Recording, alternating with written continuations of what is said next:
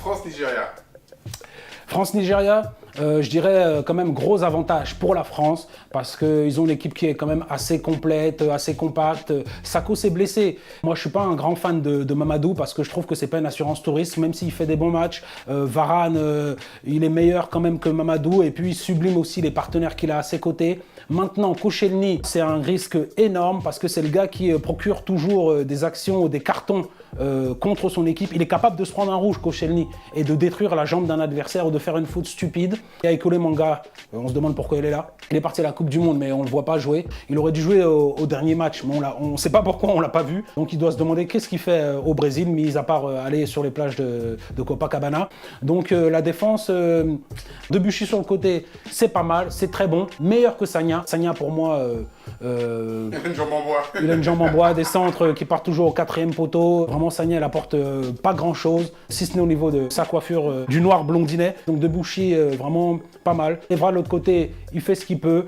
C'est bon aussi. De toute façon, il y a le petit Digne qui est derrière et qui peut le supplier aisément. Un milieu très très fort, très très costaud. Cabaye en sentinelle devant la défense. J'aurais mis Mavouba personnellement, mais bon, Cabaye pour l'instant il fait le job quand même. Pogba qui est là, qui est performant, mais il faut qu'il se concentre un peu plus sur le football et qu'il arrête de mettre des coups à tout va lorsqu'on lui marche dessus, parce que ça fait partie du foot. Provoquer l'adversaire, appuyer là où ça fait mal, là où il n'est pas très fort mentalement, ça fait partie du football. Donc Pogba à ce niveau-là, il faut qu'il grandisse. Il n'a que 21 ans. Donc je pense qu'il va s'améliorer au fil du temps. Matuidi, extraordinaire, box to box, le joueur moderne par excellence, qui maintenant en plus se met à marquer. Qu'est-ce qu'on peut dire? Extraordinaire. À l'avant, Benzema, il est revenu à son meilleur niveau. Il y a quelques temps, quelques mois, était décrié par l'ensemble du peuple français. Hein, c'était un peu la racaille avec son compère Ribéry, avec qui il faisait, on va dire, les 400 coups. On va pas parler des affaires Zaya et compagnie. Mais bon, ça tout le monde a oublié. Maintenant, il est revenu au top. On s'en félicite, je pense qu'il va apporter un grand plus. Giroud, point de fixation très bien, mais dans l'ensemble, une attaque Benzema, Valbuena qui apporte vraiment un plus en ce qui me concerne, notamment sur le coup de pied arrêté, et Griezmann, je trouverais ça extraordinaire. On a oublié aussi le petit Loïc Rémy, qui a fait vraiment une bonne rentrée la dernière fois et qui peut apporter un plus non négligeable.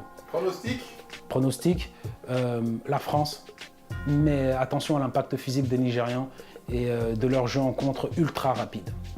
Pronostic. Le pronostic, le score. Je dirais que ça va être un match quand même assez fermé. 2-1 pour l'équipe de France ou 2-2 prolongation et ensuite c'est le Nigeria qui l'emporte. Moi je vais mettre 2-1 pour le Nigeria. 2-1 pour le Nigeria? Ouais. On va voir, on verra.